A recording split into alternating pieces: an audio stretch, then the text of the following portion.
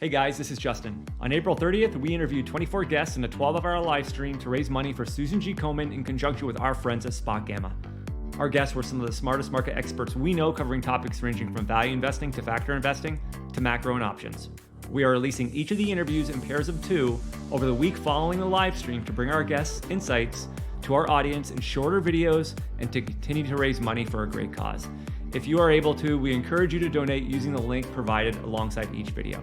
As always, thank you for listening. Please enjoy our conversations with Cem Karsan and Andy Constan. Just a reminder to everybody, we're here for Susan G. Komen today.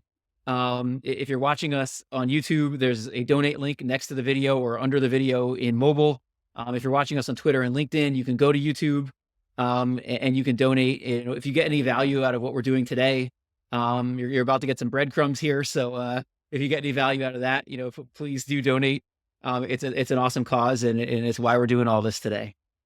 And with that, Cem, thank you for joining us. Hey guys, good to be here. I just want to say my little bit about that as well. Obviously, for those of you that don't know, I lost my wife about 1 year and 3 months ago to cancer. And just want everybody to know, like, there's no higher cause, right? Amount of pain and suffering that cancer causes in this world. It's something that we are making great strides towards. So hopefully, if we have been able to help any of you over the years, any amount, $10, $20, $50, whatever, it's such a worthy cause and much appreciated. Yeah, we're so sorry for your loss, and it is a great cause. And hopefully everybody will donate if you can. Hopefully everybody will donate today as we go 12 hours to try to raise some money for them.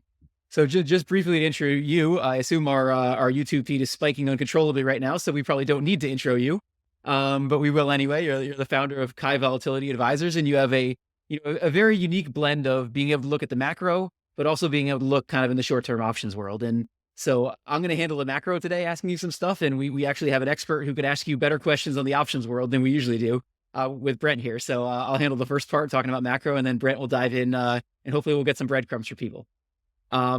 But first, I just wanted to talk about where we are in general. I mean, you've been in the higher for longer camp for a long time. Inflation has definitely remained stickier than people thought. It's even spiked up a little bit recently. Like, where do you think we are? Can you just give us an overview of where you think we are in the macro landscape? Yeah, I think it's important to zoom out. Jack, you and I have talked about this a decent amount, but so I won't tell that, I can go into 30 minutes just about the background of where the inflation is coming from. But the core point here is that populism is a reaction to 40 years of inequality. And that's a global phenomenon. This is not the first time this has happened. You can look back to 100,000 years of history. This is how things work. Stratification expands, in inequality, and then you get a reversal. And the reversals tend to be quicker than the expansion. The important part is labor. Youth is labor. And, the older generation, baby boomers in this case are capital. And so what that ends up doing is it creates the cycles. And we're entering, we've been entering a cycle of populism. It really started about 12, 13 years ago with Occupy Wall Street and the Tea Party, right? But the millennials had not reached political dominance yet. And so they were not able to move the needle. It took the bringing of not just the left moving left with AOC and Bernie Sanders, but importantly Trump, to kind of bring the right left and eventually start passing massive fiscal stimulus and protectionism. Protectionism is tied intrinsically to populism. People care about countries care about their own people, but when we talk about capitalism, we rarely protect our own companies. We're more profit seeking than anything with our corporations, and that creates globalization and whatnot. During those times, we are in a period of now protectionism and deglobalization. That tends to drive global conflict, higher labor costs, less expansive supply chains, all kinds of things, commodity scarcity. If you look back at the last time we had that period, 68 to 82, which I often reference, that's the last time we saw inflation go bottom left to top right, and interest rates do the same. We saw the same things that we're seeing now. We saw a Great Society program and massive fiscal stimulus. We saw, paired with that, a Vietnam War, a Cold War that was a massive expansion. and an OPEC crisis and commodity scarcity. Any of those sound familiar to anyone? Those sound like some things that we're seeing now. It's not a coincidence, right? And so once these things get started, they tend to feed on themselves. This is not a 1 or 2 year thing. This is not a 4 or 5 year thing. This is a 10 to 15 year phenomenon. And that creates structural inflation. Now, that doesn't mean we're going to have inflation every year that's going to be high. If you look at 68 to 82, inflation went to 7%, came all the way back down to 2, actually below 2%, 69 to 70, 70 to 71, took back off when the Fed and stimulus came back to support a recession, a multi-year recession. That eventually took inflation to 12%. We then in 75, 76, created another recession, a deeper, more powerful one, and inflation came down to 4.5% again. Well, the next leg up was 22% at its peak, I believe. So this is kind of how it works. And in my view, if you ask where we are in this, I believe we are in the end of the first inflationary push, and we are now in the process of trying to battle that inflation. And it is driving, it will lead to some significant growth slowdowns like we're beginning to see. As that happens, inflation will come down. It will probably get to 1.5%. And we will declare victory. We've already tried to declare mission accomplished here in December. I believe, the Fed will be forced to pivot. This is an election year. That's very relevant to the macro conversation. It's relevant to 68 to 82 as well. During those election years, during that period, we saw greater than 20% returns in markets, double digit every time, 21% on average. Those were because of massive fiscal and Federal Reserve support during that time. I believe we will see that again, but in the context of that, we saw 0% nominal returns, 70%, 67% negative real returns over that time period. And I do believe this is a very poor time for equities broadly, in a bigger macro picture, despite what is likely a positive year within the context of that. So we'll stop there and I'll let you ask some more questions, but that's the big broad macro framework in 5 minutes. You mentioned the 70s, which is everybody's worry right now. Do you think you mentioned some similarities. Do you think there's some major differences as well between now and the 70s? Absolutely. It rhymes, right? Because of this inequality and the populism that's a result of it. But market structure is very different. And we've talked about this, but there were no, derivatives were just being launched in the early 70s, right? They weren't, there were no structured products. This market is a very different type of market than it was, when we had that last similar political reality. So I think that has a major feedback loop. We've talked about how dispersion has been driven by structured product supply and vol compression. That has a feedback to that equity complex, which helps support the equity complex and can extend cycles longer than they used to be and reduce volatility. I think that's a critical, important point. The other one is, a lot of people talk about this. I think this is less important in terms of real returns. I think it'll affect nominal returns, but I do think that the two other things are very important. One, the U.S. debt, right, and how that will play into the reaction functions of government. We're at a very different governmental debt level than before. And then obviously we unpinned from gold in 71, and so that also had some distinct effects during that period that may be slightly different now that the Fed has more experience, more dominance, et cetera. So I would highlight those three things as probably the most important factors that are different, and that will help affect kind of some meaningful differences in how things react this time around.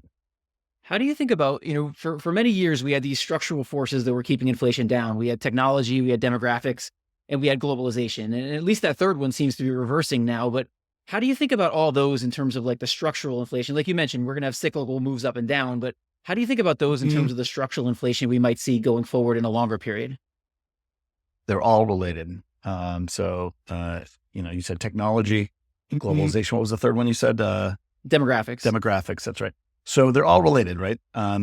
Ultimately, if you look at what's happening demographically, we have a dominant baby boomer generation dying, right? So that's reducing labor supply. That's important. On top of that, we're getting financial support for people, which is allowing baby boomers to retire and stop working, not to mention broadly at large population. Globalization, as we talked about, is tied to protectionism or a lack thereof it. Populism is tied directly to protectionism, and that's leading to deglobalization, which we're seeing in global conflict.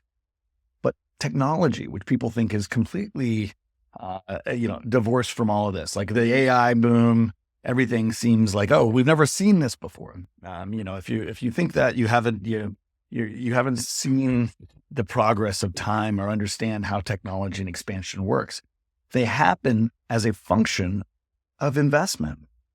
If you invest, which we did at 0% interest rates in duration, we allowed companies for 40 years, to go out and make no money, right? If you look at Amazon would not have existed. It's the biggest business in the world. I would argue it would not have existed if we didn't allow the corporation to not make money for 24 years.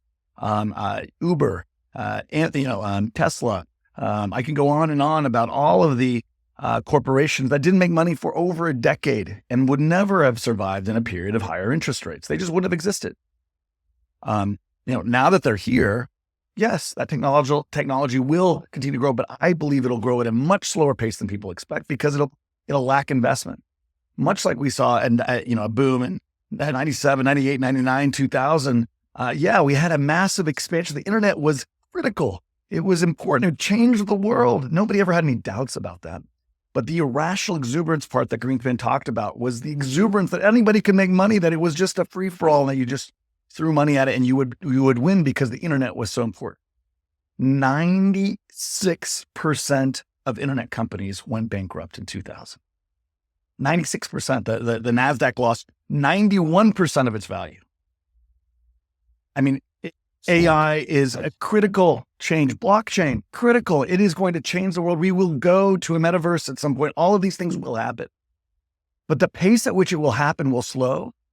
And there will be so much losses profit-wise along the way that people are disassociating the importance of technology and the growth relative to the rate and the speed and the profitability of those things. So my view is that, yes, we're getting massive technological innovation. We always have, since the time the wheel was invented, but these are all, it seems like it's faster and more ridiculous than ever, but it's constantly that way. We're at an increasing rate of change. But that has always been the case. And I think that's important to note. So I think technology, and the advancement of technology will significantly slow as interest rates increase over time. Just one more for me before I hand it back to Brent for the breadcrumbs that everybody I think is looking for. But I want to ask you about the Fed, because they are meeting tomorrow. They seem to be in a tough position right now. You've talked about them being in a box. Like, what do you think the Fed is going to do going forward? And what do you think they should be doing? Well, what I think they should be doing and what they are going to do are different things. And what the Fed is going to do and what they're going to say are also probably different things. It's important to remember that the Fed has now said the word transitory 3 times since 2021. And in my opinion, not because they actually thought inflation was transitory. I don't think the Federal Reserve is stupid. I think they know they need to use their power of their verbiage to try and control as best they can the outcomes. And in telling, one of the biggest problems with inflation and these things is that it's self-fulfilling. If there are expectations of inflation, that pulls forward demand, right? And that increases inflation. If markets reflect an inflationary environment, then you can invest and you can buy things, real assets, with cheap interest rates. And it doesn't allow the Fed to keep interest rates lower. So there are natural consequences of admitting that we are in structural inflation. So the Fed won't admit it. The Fed won't. They're not incentivized to do that. They're incentivized to play, Pollyannish and stupid. they are fully aware of the circumstances. Now, when you're in a box and when you have to no longer just, the way things were set up before, we had structural deflation caused by 0% inflation. Again, we used to send money to what I call Planet Palo Alto. We used to keep sending money to supply, and that would create all these goods back onto our shore, right? We would get Ubers and Teslas and Amazons, and those are deflationary. And so the Fed was able to stimulate with monetary policy cyclically, right, to battle that. And so it was very easy in a deflationary period. They had one mandate, which is to just make sure growth hummed along. The cost of that was inequality, right? And we could keep doing that forever. It's a great system if people weren't in the system and we could just keep sending money to the top 0.1%. But we're not in that situation anymore. Now we have a dual mandate, that the Fed has a dual mandate that they have to battle. And so they have to choose at any one moment. And that is at the high wire act. That's something we haven't seen for 40 years. The Fed is in an unenviable situation. And any given time, they're going to have to go from one side to the other. And it's probably most driven by politics because there's no right answer. What's worse, inflation or recession, poor growth? It's a political question. And so ultimately, when the political whims push towards growth, as they are during an election year, this is why we get positive election years in the context of what's otherwise a structurally weak period for equities and risk assets. But in these periods, you'll get stimulus, and they will favor growth over inflation. And I believe that's what they will be doing this year, and that's what they've told us as of December of last year. They were pretty clear. Took a lot of people by surprise. That's what they're going to do. Now, do they have to still kind of, when inflation continues to be hot 5 times in a row, do they have to kind of back off of that a little bit? Sure, it's a political story, and they can't be seen as ignoring inflation.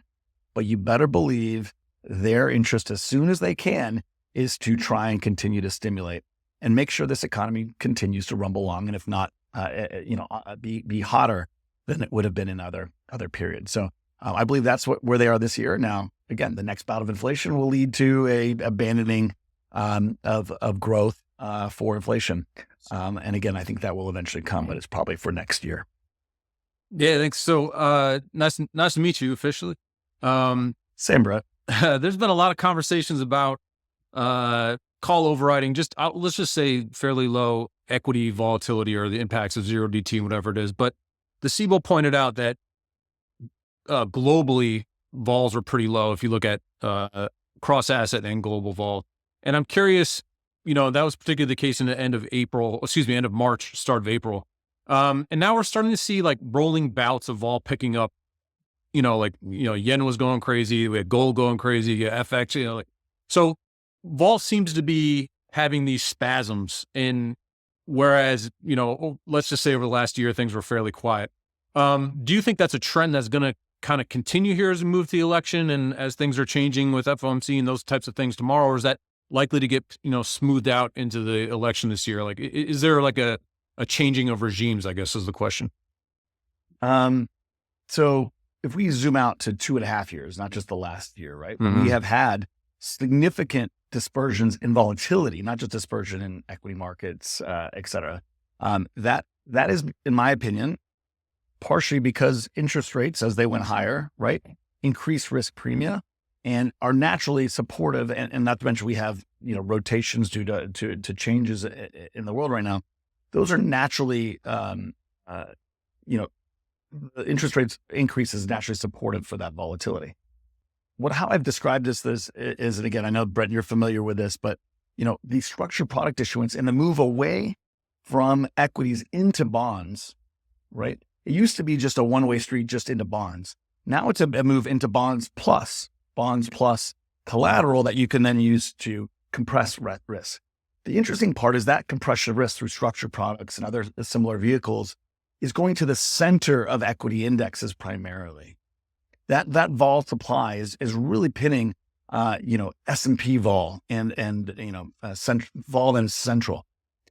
That the FX world, right? That world, for example, is not as deep and does not have this type of supply, and it is really on the fringes, but yet at the epicenter of this deglobalization reality and the move of money. So FX, if you look at 1968 to 82, what vol did the best on a realized basis and an implied basis, it's not what people would think like oil and commodities. It's not equity vol. It's definitely, it's not even bond vol, which did quite well. It's actually FX vol. It's gold vol. It's the currency vol. The dollar vol was incredibly high, right? Those are the volatilities that are less likely to also be pinned by this supply. And we argued for this about a year ago when gold was on its lows and the vol was compressed in gold, while oil vol was through the roof, right? Commodity vol actually did, like oil vol and other commodity vol did very, very poorly in the 60s and 70s, despite it being very strong, because it was underpinned, instead of the Fed selling puts, which really, reduced the volatility of the dollar and bonds and all these things for 40 years. Now you have commodity producers able to sell puts and underpin price. So vol and those centers was actually very compressed over that time period. I believe that will also be the case in this time period, that whether it's oil or copper or other industrial metals, the volatility in those are a sale. You should be selling puts in those. Best way to benefit from the uptrend there, much like it was good to sell puts broadly over the last 40 years in a very profitable trade. In equity land, I do believe equity vol will not do that great. What it did in the 60s and 70s, which I believe it will do again, is you'll have spasms, like you were saying. You'll have short-term volatility. But again, I want to remind you, 68 to 82, 14 years, the market went nowhere. What does that do to long-term vol, right? Yes, you had a lot of declines. You had a lot of rallies. But at the end of the day, those were short-term spasms. And long-term vol was really did not perform. And so one of the best trades you could have done, 68 to 82, was to sell calendars all day long, and just keep selling them, because it would mean revert, and it kept mean reverting again and again now. And that way you'd have the gamma, but the Vega would not perform. And I do think that's likely to be the case. I also think skew, which we've seen at very low levels lately, right, is that's actually efficient. I think skew is overvalued in this regime. I think you'll see a much flatter skew going forward, despite these short-term spasms. I think it is because long-term vol and long-term skew is the most overvalued of all. You'll begin to see a significant reduction of skew, I think, structurally going forward. So I think sort of somewhere related to that may be the upcoming election. And I just wanted to get your insights on volatility into and around the election. There's obviously a bunch of kinks in kind of term structure if you start to look at that. What, from a volatility perspective, do you think the election impact is? I mean, people are obviously anticipating more volatility around the election. I remember in the last election, there was some pretty wild movements, or something 2 years back of the Trump election. What are the effects? Are there knock-on effects that we can start to look at now? Or are we still a little bit too early before the election period, and how vol may impact things? How do you start, or when do you start to think about those? Yeah. So in terms of the event vol tied to elections, it's still pretty far out, right? It's not nearly as liquid, and hard to make any money now, nor do you need to be positioning for that now, in my opinion. That said, elections and event vol are a critical part of market microstructure, and drive short-term are one of the biggest inputs to short-term moves. The world hedges for events. Time is not linear in the sense that a second is worth this, same amount of volatility. Basically, we can have weeks where vol is very compressed, and there are no hedges, and there's no big structural buyback of some of the deltas tied to that in the equity market.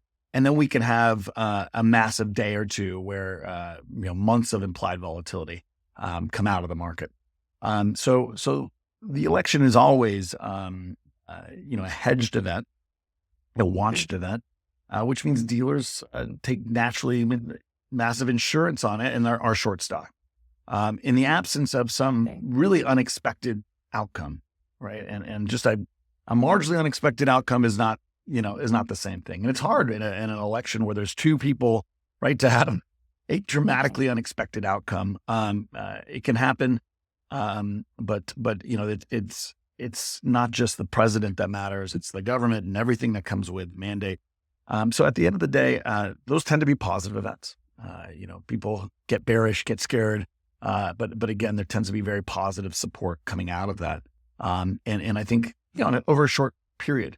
Now, it doesn't mean that's positive for the next year or 3 months even. It really coming out of that maybe for that option cycle in a month or so. Now, a squeeze out of that period, into the end of the year. It's in November, early November, right? Then we have some of the most seasonally positive periods that also bring supply and have other. We have the December expirations are always the biggest expirations. They have a lot of other positive flows coming out of it. So I would expect this year, the post-election to be very positive, as particularly in an election year. There'll be some exuberance. Now, to be clear, my view on after this year, how this market looks is, it's set up for potentially after a big rally, a very dangerous setup here structurally. And when you zoom out to a more 5-10 year picture. So it makes sense after a big rally this year to start to see something I would expect in January or February of next year as a potential target. If we do rally like I expect, to really be placing hedges and thinking about the next move. As we wrap up in the couple minutes we have left, we have a standard closing question we're asking everybody today, which is, what is one interesting thing you're seeing right now that you think others should be paying more attention to? And it could be inside or outside investing. Yeah, I think there's so many interesting things going on right now, but I think the thing that people really aren't talking enough about is skew, and how flat and how compressed skew is in the market. As we talked about, I think structurally that makes a ton of sense. But there's also some very important reinforcing realities of that circumstance. It means it's very easy to hedge any tail downside, and it makes declines in the market easier to buy. That doesn't mean that we are going to turn around quickly into whatever decline or swoon we've seen. But it does mean that the decline is likely to not be structural. And at some point, also not meaningfully catastrophic or a vol event. I think that's very important. It is way too easy at this point to get hedges in the market. And I think that's a very, very important thing that people are missing. Now, to be clear, a lot of times when skew is flat, declines can last a bit longer than expected, right? Because you don't get that impulse, that fear impulse, and you don't have that vol spike that then leads to that buyback that we've talked about from the Von and Charm flows. So, ironically, if you go look at the timeline, 2015, we had the yuan devaluation, big vol event, screens went, black. That was a big vol event, not a very big decline, all in about 8-9%, followed by Feb 16, which was the opposite, right? A very vol compression, skew flat decline. That was the biggest decline we had since 2009. And it was 12.5%, right? But not of all of it, but more tick, tick, tick, tick. Similarly, you roll forward to 18, we had the Volpocalypse, not that deep a decline, right? But very, very meaningful. We got about 9% decline. And then we, but quickly responded. What happened in Oc Nov D's 2018? Skew flattened. People were hedged because of the last event. And what happened? We had a 19% decline. And people talk about the Volpocalypse and the fear of it. It's less than half the decline of the Oc Nov D's decline in 2018. So you can get bigger declines with a flat skew because you don't get that vol reaction and that feedback loop to feedback. But ultimately, they do tend to be buyable dips and do tend to eventually resolve themselves. It just may take a bit longer. So I think the skew out there is telling you something. I think if you look at history and the circumstances of that skew, you'll have a better clue about how this next several months will play out. Well, Cem, thank you again for doing this. We really appreciate you taking the time and coming out to help us support Susan G. Komen. Couldn't think of a better cause and couldn't think of two better people to do it with. So I appreciate you guys having me. Take care. We picked a perfect time to talk to you. We've got the Fed this week. We've got the QRA, which, to be honest, before you pointed out on Twitter about a year ago, I didn't even know what that was. But it turns out it's a very market-moving event. So we're going to cover a lot. But before we start, I just wanted to intro you. You're obviously you're Andy Constan, the founder of Damp Spring Advisors. And you have a perfect background to talk to today because you've got a kind of a mix of the systematic and the discretionary on the macro side. You were Bridgewater, you were Brevin Howard. You can kind of come at this from different directions. So we really appreciate you taking the time. And just a reminder to everybody, we're here to benefit Susan G. Komen. If you're watching us on YouTube, there's a donate link next to the video. You can click that donate link to give money. If you're watching us on Twitter or on LinkedIn, you can go to YouTube to donate. If you do get any value out of what we do today, we would greatly appreciate it if you would give money. It's a great cause. But before we start here, Andy, and get into all that stuff I talked about, I just wanted to talk a little bit about your framework, because you have a great framework that makes macro, I think, easy to understand. And this idea of islands. And you've always been talking about the different islands that exist, and you've moved a little bit between the islands, although you were in one for a really long period of time. And now I think you're kind of lost at sea, maybe thinking about where you're going to go next. So can you talk about your island framework and how that applies to macro? Well, I mean, stepping back from the islands for a second, I look at changes in growth expectations, changes in inflation expectations, what happens, what the value of assets are by measuring term premium and risk premium, and then by using data on flow and positioning. And in this particular environment, the flow and positioning has really been driven by expectations of a soft landing. And there are good reasons for that. You know, we got through COVID, and then we had this inflationary burst as everyone came back and spent at the same time as supply chains were disrupted. And then over time, you know, inflation has cooled. It was, in fact, transitory at many levels. And so now the question is, will the economy go back to and land softly? And what that means is that inflation goes to target, and growth doesn't turn down so heavily as to create a recession.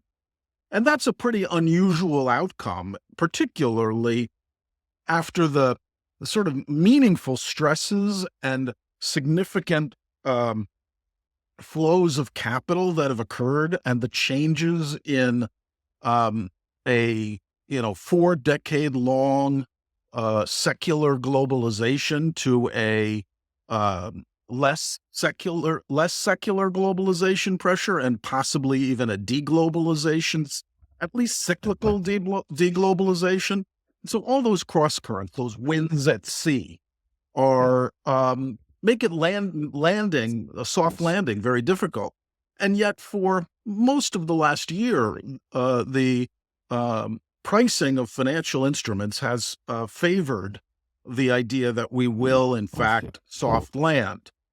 Pretty much all of last year, the Fed's rate cut projections were overshot by financial markets. They expected more cuts sooner. And equity prices, normally cuts are happen when the economy weakens, and yet equity prices priced in significant growth in earnings. So those combinations of things, made me think that we're priced, flow and positioning is priced for a soft landing. And so I was on an island I called higher for longer, and that was really about 18 months old. Soon after the first rate hikes, I coined that term and used the Dumb and Dumber thing, higher and longer island to differentiate from higher for longer. And in that place, the Fed raises interest rates, but doesn't slow the economy. And the economy doesn't land, and inflation ends up being more sticky for longer. And what that means is that the Fed has to keep pushing. And so far, they haven't turned the economy. And so my view is that inflation has still some legs to it, and we'll see. But really, at the end of the day, I left higher for longer island and went out to sea because market pricing now has less cuts priced in both 2024 and 2025. Only 100 basis points of cuts are now priced in for all of the next 20-ish months, 13 Fed meetings, 100 basis points of cuts.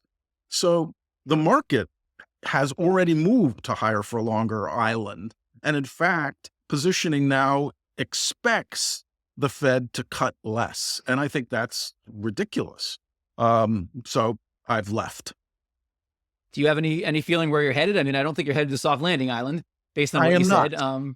And we I did am get, not. after we talked to you last on excess returns, we did get like some higher inflation readings. So, I mean, are you kind of turning the wheel a little bit back to higher for longer island? I am not. I think that what matters, and this is where the QRA data that came out yesterday and will come out on Wednesday matters. I think what has to happen for inflation to be killed is not the Fed hiking more. They've hiked enough.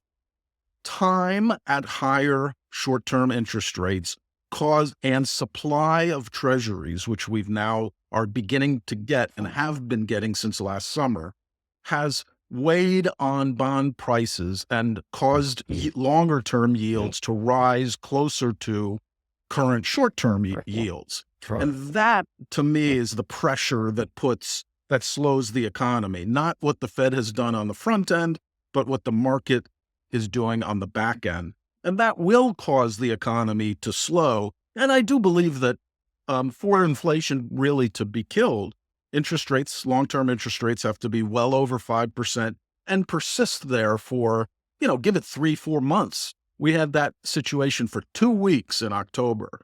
And of course, the economy slowed in the following months, but came roaring back in the first quarter. So I think we have to have a period of time where long-term interest rates are high enough to slow the economy for inflation to be killed. And I think that's the direction we're heading. Unfortunately, it'll slow the economy, not necessarily to a crash landing, but certainly a stall. And it may take more easing than you might have expected, and certainly more easing that's priced in to offset that stall so we still achieve a soft landing. But I think the more likely thing is I end up at recession island. Given your focus on longer term rates and how much more important they are to the economy, do you think the Fed should have been focusing on QT more here? Or should they be focusing on it more now? I've been writing that for 2 years. And I think they made a huge mistake tactically replaying the 2019 QT runoff strategy versus what the BOE does, where they actually sell bonds off their balance sheet to the market in auctions. I think they should have done that. I think they should have done that with mortgages. There are lots of offsetting factors because a lot of the banks would be stressed if they had sold those bonds. But by giving the runoff, by doing runoff, they gave the ball to the Treasury. And the Treasury has had reasons why they couldn't issue coupon bonds in size. And so that transmission mechanism was muted in the United States. And so, yeah, I've been saying for years now that the QT runoff strategy created problems. Can you talk more about this idea of handing the ball off to the Treasury? Because this is something I learned from you. I was really focusing on what the Fed was doing, and you were focusing on what Janet Yellen was doing the whole time. Can you talk about why that's more important right now? Well, ultimately, what matters to you can believe in supply and demand matters. I do. There's some people that don't. I think that supply of long-term treasuries that are new treasuries have to be assumed by someone who was perfectly happy to own risky assets before that and now has to choose to lever up to buy those risky assets or spend cash or whatever it is. And by taking on more risk, they want an excess return. And so when the BOE sells bonds to the market, long-term bonds to the market, that process works. And the BOE, Bank of England, pays investors an excess return over their cash to lever up to buy the bonds. When you do runoff, the Treasury, the Fed did no selling. All they did is let existing bonds mature. And so what gets sold to the market? How do they get their money back? Well, when the Fed gets its money back, it is paid for by the Treasury. And the Treasury goes into the market and borrows from the private sector. And so that is somebody sells bonds, but it isn't the Fed. It's the Treasury, and the Treasury gets to decide what to sell. And to the extent they sell bills, that doesn't require investors to take on much risk because they mature in, 7 days to 364 days. To the extent they sell longer term bonds, particularly if they were to sell all 30-year bonds, there'd be a huge impact in long-term bond prices because 30-year bonds are super risky and people don't want them. So what they do is they sell a variety of bonds. And what has happened in the past, since October of last year, not last year, 2 years ago, is the Treasury has had other impacts on their issuance, which prevented them from issuing bonds during the debt ceiling, from November of 22 through June of 2023, there was a debt ceiling. And so they were limited in terms of how much coupon debt they could issue, long-term bonds they could issue. They still issued some, but they couldn't issue much. And then what they ended up doing is using their checking account, the Treasury General account, during this time of crisis in which they had no choice but to honor our obligations as a country while they negotiated with Congress to avoid the debt ceiling. And so that resulted in a stimulative effect to both assets and the economy, which ended up generating a 4.9, I think, percent GDP, real GDP in Q3 of 2023. So the things got pumped as the Treasury stopped issuing, muting QT, and spent what they had in their checking account, stimulating the economy. And so then they announced, hey, we're going to issue a ton of bills to rebuild our Treasury General account. And that didn't have any impact because bills, the RRP was a supply of demand for bills. And so there wasn't really any impact on issuing a ton of bills. And then finally in July, they said, you know what, we're going to issue a bunch of coupons. And that's when the market really began to sell off. And that's how that transmission mechanism worked. And then in October, they said, whoa, interest rates just increased by 120 basis points from the lows in July when we said we're going to issue a bunch of coupons. And they said, wait a second, we're just going to hold on and we're not going to increase coupons this quarter. Well, look what happened. Massive rally in financial assets. Bonds even rallied. Though they peaked in January, soon after Christmas. And the economy heated up. And so it really is clear to me that the economy operates with a very short lag to changes in long-term interest rates. And so that's where we are today. And I think the economy will continue to act in that way. So if we see, for whatever reason, long-term Treasury, but without a change in the economy, but market forces pushing long-term Treasury yields down below 4.5 again, the economy is going to heat up. And if not, economy should weaken. Yes, it's been amazing to me how market moving this is. And you didn't need, and one of the things you've talked about on Twitter is you don't need to necessarily predict what the Treasury is going to do. You sort of react to them once they do it. So it's not something you have to try to front run, but definitely it's been amazing to watch this and to watch the market go up, when they're issuing less duration and the market go down when they're issuing more duration. So it's been eye-opening for me to just see this happen. Yeah. I mean, I think so normally news gets discounted and there is no advantage. You have to be able to predict the outcome to make money in markets. And that's super hard. And so most things, whether it's Amazon earnings or, the employment cost index that we're about to get, all of these things you have to predict to be able to make any money because they're fully priced in. These flows, and the QRA was a sleepy report for most of my career, 36 years career. It only became interesting about 2 years ago when QT was announced and the budget deficit was so large. So those combinations have caused it to be relevant. But the flows around quantitative tightening and quantitative easing just cannot be front run. They are too large for everyone to say. So, for instance, we had QE in after COVID. gosh, at 2,800 on the S&P, people were like, this doesn't matter. QE's not going to be a big deal. Look at COVID. It's going to be all the thing. And in fact, that was the easiest buy in history post-COVID because the quantitative easing was going to elevate financial assets. On December 15th of 2021, the Fed said, we're looking at our balance sheet. And then in the minutes in 2022, they said, in January 2022, they said, we're going to do quantitative tightening.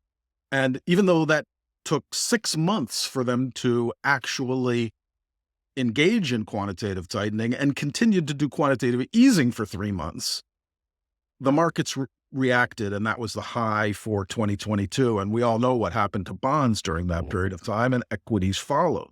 So these massive flows just cannot be front run. And so you have to be patient and, willing to take some short-term pain as you position against the news, knowing that you're likely 3 months from now, you're likely to look back and say, those flows matter. Yeah, it's amazing to me. We can have these indicators that we don't pay attention to for our whole careers, and then suddenly they're really important. I remember the CPI report for most of my career, nobody cared. And the same thing with this funding announcement, and then suddenly it's on the radar and everybody cares. I don't know what that means, but it is interesting that this type of stuff happens. Well, we'll see. I mean, because these happen so infrequently, and there's still, quite a lot of people who don't believe me, who look at these QRA and say, what the hell's the difference? And that's because they tend to be very short-term in their thinking, that they think it's going to have a signaling effect and cause a market reaction instantaneously. And that's just not the way this indicator works. So, I don't expect it to last forever. What I actually expect is the QRA becomes less relevant because it becomes more stable, which is as QT ends, which is probably going to happen within the next 12 months, but not soon. And the budget deficit stabilizes, the impact of issuance is going to, and Treasury extends its duration, stops using bills as a plug, but extends. The effect is going to be significant and put pressure on asset prices for the next couple of years, but it won't be as volatile. So to get to the question everybody wants us to ask, the announcement is tomorrow. What do you expect? I expect them to keep coupons the same, though the announcement yesterday regarding the total issuance was much bigger than anyone expected, which indicates it's almost certain they have pressure to increase coupons, but I don't expect them to do that. And I expect them to announce the duration-neutral Treasury coupon buyback program, which is going to be small. And then we'll be on to the Fed. So I think most of the news broke yesterday, which is that the coupons sizes are not getting smaller, and the Treasury General account is getting larger.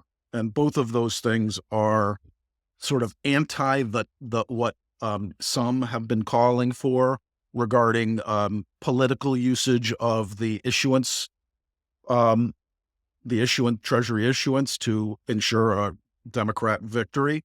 I think that narrative is dead based on the QRA we got to yesterday. And thus tomorrow's QRA is actually, really just confirmation of what I think I know now. And then we'll see what the Fed does. And, I expect the Fed to delay tapering QT for another meeting. One of their big concerns is the level of the RRP, and it dropped to $325 billion on tax day, but is now up to $500 billion. And it doesn't really call for any concern about financial stability at that level. And so I think they delay taper at least one more meeting. But ultimately, they're going to taper, and ultimately, they're going to stop. And but the important thing is they're tapering runoff. Treasury has a bigger problem. It has issued far more bills than it normally does. And they're going to need to lock in term funding over time. And so even though taper happens, remember, the mechanism has nothing to do with runoff. It has to do with what gets issued.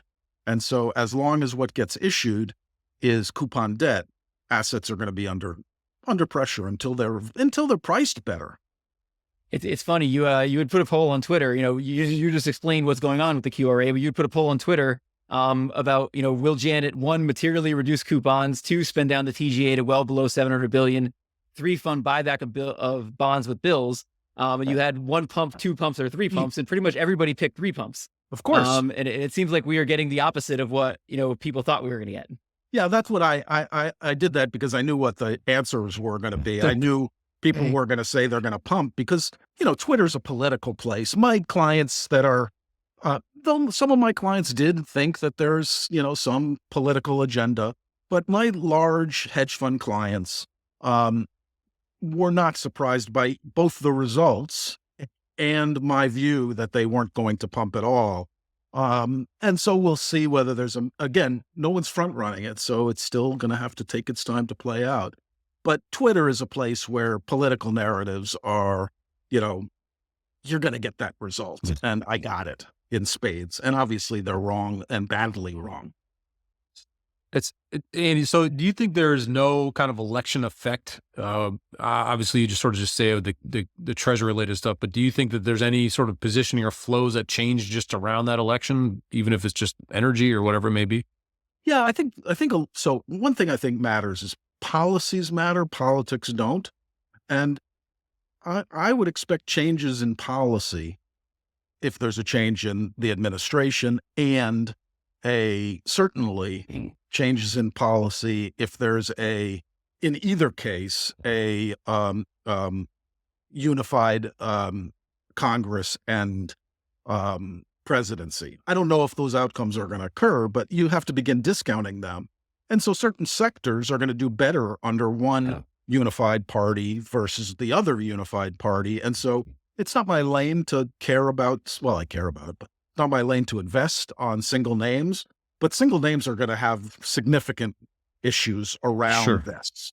As it relates to macro, policies matter. And so, but what I would say about either unified outcome, the deficit's going to go up. Who pays for that increase? Mm-hmm.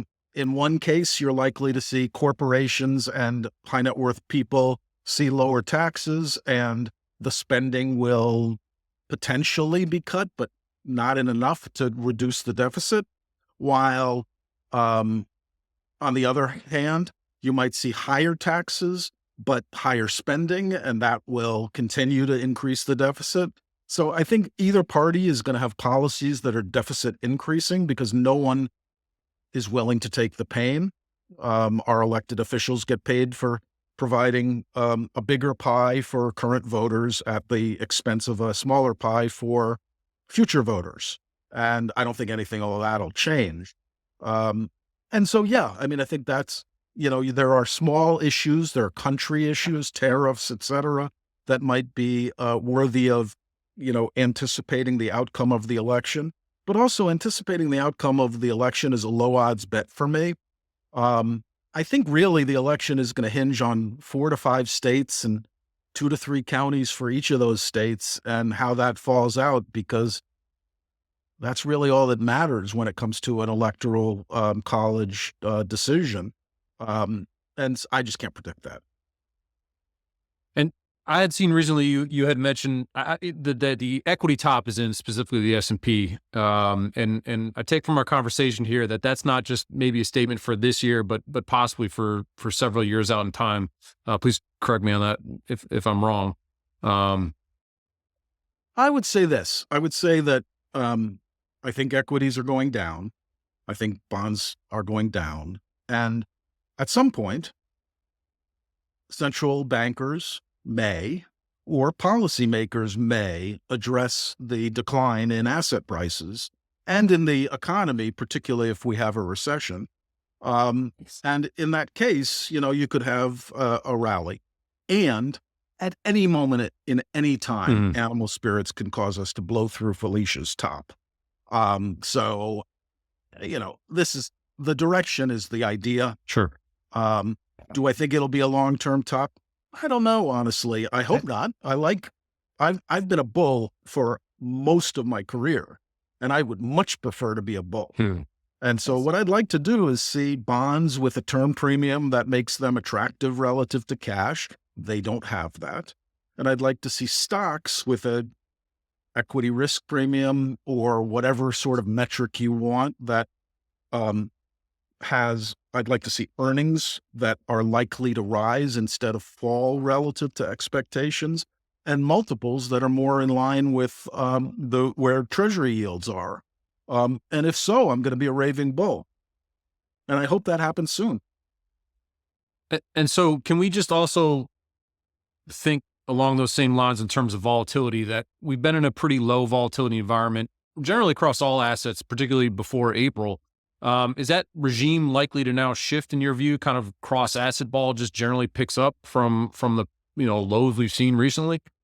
Well, if I'm right on supply mattering, that tends to create positive correlation with all assets, which tends to mean diversification benefit goes away and you start to see individual asset volatilities rise. So if I'm right on that, yes, I think mostly portfolio volatilities will increase because of lower diversification benefit, like we saw in 2022. But individual asset volatilities, that's a different thing. And I wouldn't say that, gosh, you got to go out and buy calls on VIX, on VIX futures. Frankly, I think what that is assumes that this happens, this deleveraging I'm describing, which I think happens fast. And I don't think it's a fast thing. I think it's a slow thing. And the economy weakening will be a slow thing. And so I'm not pounding the table on vol here. I do think portfolio vol's going up, though.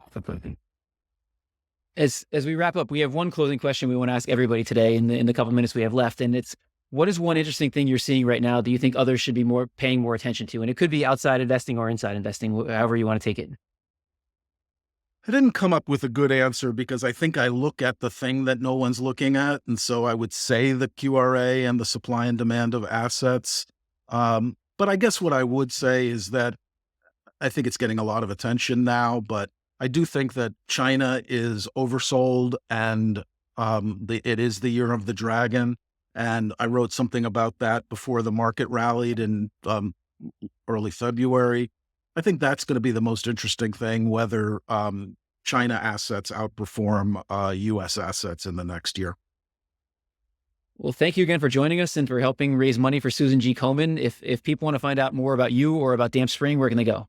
Well, I'm at Damp Spring on Twitter and dampspring.com on the internet. Well, thank you, Andy. We appreciate it. I appreciate what you're doing for the charity. My dad passed away with cancer 2 years ago, and this charity means a lot to me. Thank you so much.